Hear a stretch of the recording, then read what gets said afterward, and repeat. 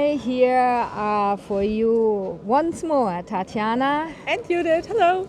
And as you can see, we are at the NHK Trophy, so the sixth and last Grand Prix. So it was a little bit exhausting. Yeah, we got 6 it weeks. done 6 weeks in a row. Like you did all 6 of them. I did 5.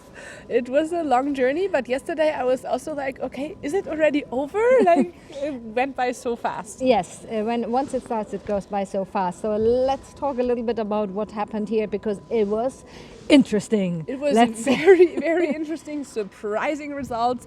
And actually, I think the most surprising result came in ice dance. That was the first category of the day here every time. And it was the first Grand Prix victory for Lila Fear and Lewis Gibson from the UK. And they won over Charlene and Marco. Yeah, that was really unexpected because, they have been close before, and Lila and Lewis have progressed, but Charlene and Marco also skated very well and got a very good score. So in the rhythm dance, it was already close, and then in the free dance, again very close scoring. And unexpected, and Charlene and Marco were disappointed, and I must say I can understand. Yeah, they didn't really understand. They said, like, Marco said, like, if I would have made a mistake, I totally would have accepted and, like, understood it. But he said, like, we skated well, and still apparently it was not enough. Yeah, but it's because it's a very different kind of concept in the program. So Lila and Lewis have a very entertaining, crowd-pleasing program. Charlene and Marco have a more classical ice dance program. And so it is, for me, this is more ice dance as it should be. And they show a lot of great skating. And Lila and Lewis are very entertaining. But maybe it's, for me, a little bit too much show. I don't know. So. Yeah, and I found it a bit surprising that they actually surpassed their personal best by 8 points. Like this kind of improvement is really rare to see in ice dance. Yeah, they, if you look at the scoring sheet, they had almost the same levels. Lila and Lewis had one level 4 more in their program.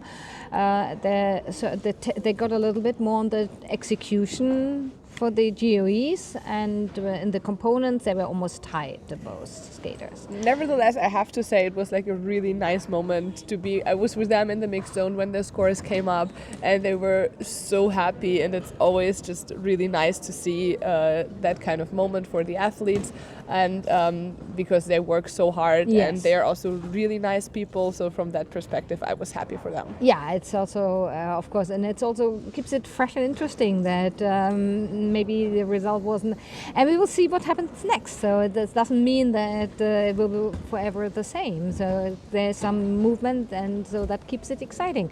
And then the bronze went to Alison Reed and Saulus Ambravelicius, which was also important for them. Not so surprising, I think, but surprising was maybe that they beat their close rival, the Finnish team, Julia Turkila, Matthias Versles, rather soundly. It was and actually I did the survey on Instagram before what the people think who will take the bronze, and actually the majority voted in favor of the Finnish team. So it was a bit also a surprise for the public, it seems. Like also last year at the Europeans, the Finnish team came out ahead.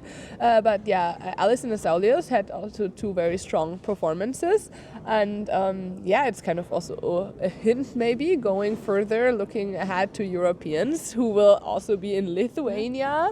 So I think last year in Finland, this time in Lithuania. So these teams, like we have the battle between the top teams, and then also it will be continuing to be exciting what happens next with Julia, Matthias, and Alison and Saulius. Then some other nice was also good results of the French team. Yeah, they skated very well. Lucia Desmougeaux, Theo Lemercier, and also Emily Bratte, Ian Somerville. Yeah, both teams scored personal bests. What was kind of a nice story in the rhythm dance. It was very special for Ian and Emily to skate the program because it's a tribute to Yuzuru Hanyu. Oh. So, and they said it was actually kind of nerve-wracking for them to skate it in front of the Japanese crowd. Yeah, so that was the ice dance. Then the women were really also surprising. Oh, yeah, Unexpected results. Maybe that's even a more unexpected result. Yeah. Because like who would have thought that Ava Maria Ziegler from the United States would run away with the gold medal here? It was her only assignment. Yes. Like she didn't even have the chance to qualify for the final because it was her only assignment and she won it. But I think it's a really nice story. Yeah, it was also her very first Grand Prix, and she Then had this year she had a Grand Prix medal. Yeah, I know. medal, Yeah, yeah. her medal, her first Grand Prix medal, and then it was right away the gold. And she had some ups and downs in the past. Like we remember last year Skate Canada, she was in the top 3 after the short program, but then she went down in the long program. It's kind of same thing happened at Finlandia Trophy. She had a good short and then not a good long program. Lombardia is the same. So this time really put it together and exciting. And she said, yeah, she wants to prove that she's consistent and that she can do it. And she did. And she did. Yeah, she was after the short. She was telling, now she finally wants to go to have a good long because she was struggling with that. And she did it. She scored over 200 points. Like she improved her personal best by 27 points. Like that's much more huge. than in ice dance already, what we just said. And she said that she was actually struggling last year a little bit to find or to keep the love for the sport, and she didn't really know where to go with her career. So it's even like nicer to hear like the story and that she could actually win NHK Trophy. Yeah, she found her love for skating again, and it shows. Then also silver medal for Linda Sorngren. She led after the short program, and then she also had a story because I mean she can be a quite consistent skater. She was also 5th in her first Grand Prix, but then she got injured just before the short program. She sprained her ankle. Yeah. In the short program before the short program practice, Exactly. and she wasn't sure if she can skate, but she skated and she skated well. And yeah, she thanked her team. She said like without them she wouldn't have been able to skate here at all. And nerves of steel for her here. And very happy for both of them. And Nina Pinzarone of Belgium, she took the bronze medal and she qualified for the final. So we have 2 Belgian women in the Grand Prix final. who would have thought that? And she said herself, such a small country like Belgium has 2 skaters in the final.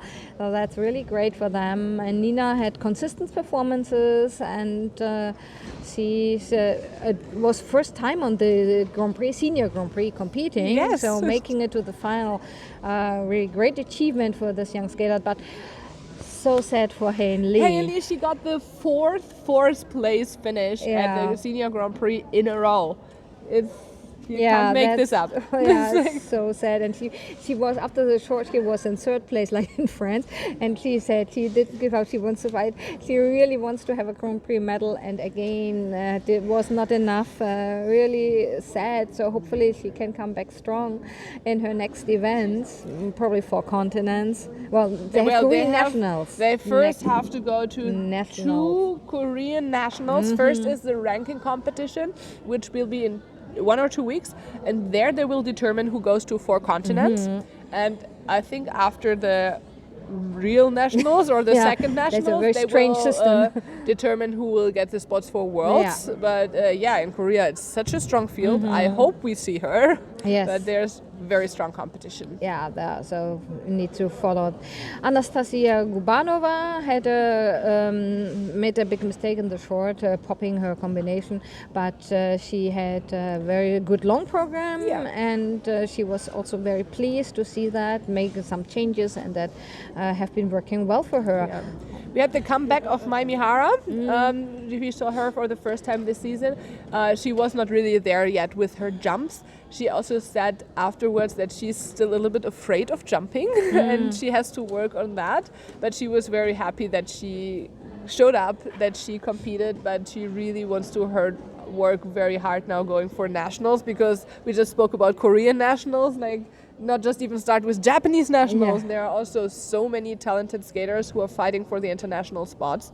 And yeah, Mai really has to step it up. Same as Wakaba Higuchi. Yeah. She was. Both. So the host spot skater, Yuna Aoki, she was the highest placed Japanese in 5th place. I think I don't remember when the last time there was no Japanese lady on the podium. Must have been a while at NHK Trophy. Yeah, the pairs, of course, very exciting. And I think this was probably the strongest pairs event in the Grand Prix series. We had this time really also good performances, and for Miniki, Minerva Hase and Nikita Volodin, the second Grand Prix victory in a row, and this time they skated so much better than in Finland. Yeah, they broke the 200 points hurdle. Also for the first time, they were so happy. And Minerva sat down now the second time on the Grand Prix. She was a little bit less nervous. That helped her, even though Nikita had a problem with his boot right before the free skate. The hook of his boot broke, and they kind of very, very quickly fixed the boot. Yeah, the coach had to. He was sitting backstage, he said, and then that happened. The hook came off, and he was screaming. He was his coach, and Dimitri Savin came, and he kept a cool head. And Minerva said, if he hadn't kept a cool head, I don't know what would have happened. But he took scissors, he cut a hole in the boot, and then they could with the lace through that, and so they were able to. He was able to skate, and he skated clean. Only Mini did a double salco instead of a triple salco, but everything else was. So this is really amazing. Also showing very strong nerves and being in this competition, in this situation, keeping a cool head. They are contenders now, definitely for the medals at the Grand Prix final. Maybe even for the title. I think it will be a tight battle, maybe with them and the Canadian team. I see those two pairs as the strongest ones. Yeah, Diana Stellato and Maxime Deschamps. So they are the only two pairs to have qualified with two victories on the circuit. Silver and bronze went to Italy. Lucrezia Beccari and Matteo Guarese got the silver medal, but it was not enough to qualify for the final. They had a few issues in the long program, even struggled with a lift, which is rare for them. Rebecca Gilardi, Filippo Ambrosini. I like their programs. Yeah, both they of have them. very expressive.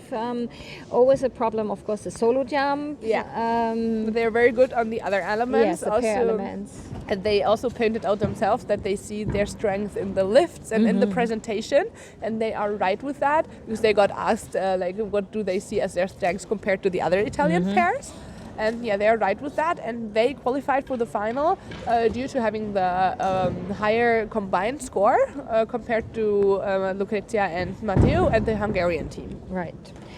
Yeah, also good performances by Anastasia Golubeva, Hector Giotopoulos-Moore from Australia, young team. So I think they were probably pleased with how they skated.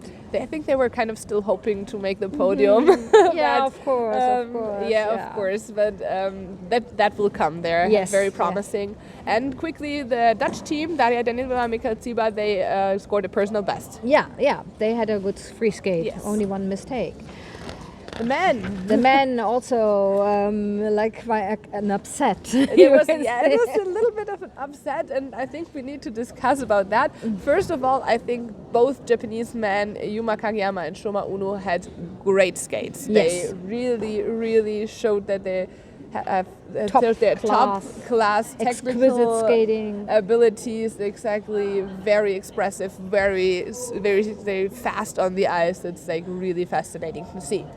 Yuma Kageyama won mainly because he won the short, and also because they gave Shoma Uno in both programs a lot of under rotations and cues. Usually he never got them. No. But there was also always discussion about the rotation of his jumps. This is a sensitive, it's a topic that has been discussed for a while, but it's strange that for some reason now suddenly he got all these cues and Yeah. It was very surprising, and I have to say that I went back into the hotel last night and I watched both men back to back, and I have to say Yuma was also not flawless. He had a fall, he doubled 2 of his jumps, he had the far less difficult content, and I don't see him winning over Shoma. I mean, Shoma won the free, but only by 2 points.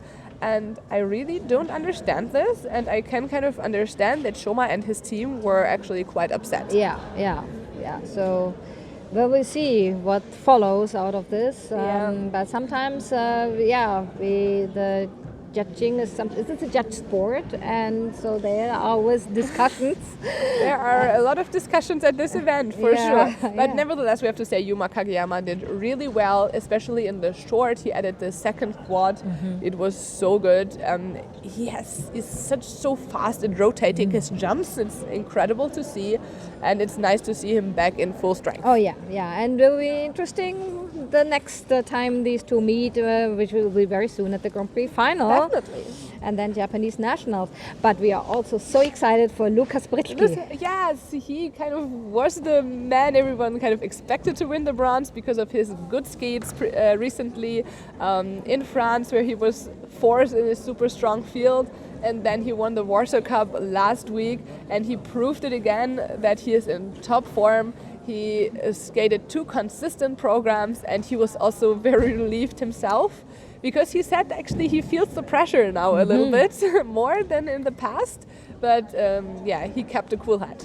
And it's so nice to see that a skater who is not so new on the scene can improve so much. And he keeps improving, and he is now in his prime, and that's great to see. It's not always about the new ones. Nika Egatz pulled up, made some mistakes, but overall a good result for him too. I think all the others, like the next skaters on the list, they had some ups and downs in their programs. They all didn't come very happy, to be honest. Like Camden Pulkkinen got a 5th, same as France, but he said also he was so close to the podium position. He was 4th after the short, very small margin. Like 0.02 points after Lucas, and he said he is not used to that situation anymore. He really felt the pressure, and it led to some mistakes. Gabriele Francipani got 6th. He was very ambitious going to nationals. He said, I want to win there, and he finally wants to make his first world team. But here it was ups and downs for him. Same as for Denis Vasilyevs, who was 7th. He totally slipped off his first jump. That was so sad. And actually he was very consistent with his quad salto in the practices. I've never seen him so consistent. But still, it was not enough for competition. One day. One day. Hopefully he will put it together, and sometimes it takes time. Look at Lukas Britschke, for example. But I think the quad sal is getting better, at least in the practices. So maybe his big objective is also Europeans. He wants to medal close to his hometown. He's from Latvia, 3 hours away from Kaunas is his hometown, and his big goal is to medal there. So maybe there would be the right moment to land that quad sal. Oh, definitely. So that was NHK Trophy. As you know, there's lots to talk about. I think people will still discuss it for a while. And and then the Grand Prix final. It was coming up very soon. And I'm sure there will be a lot to discuss as well. So we will see you very soon.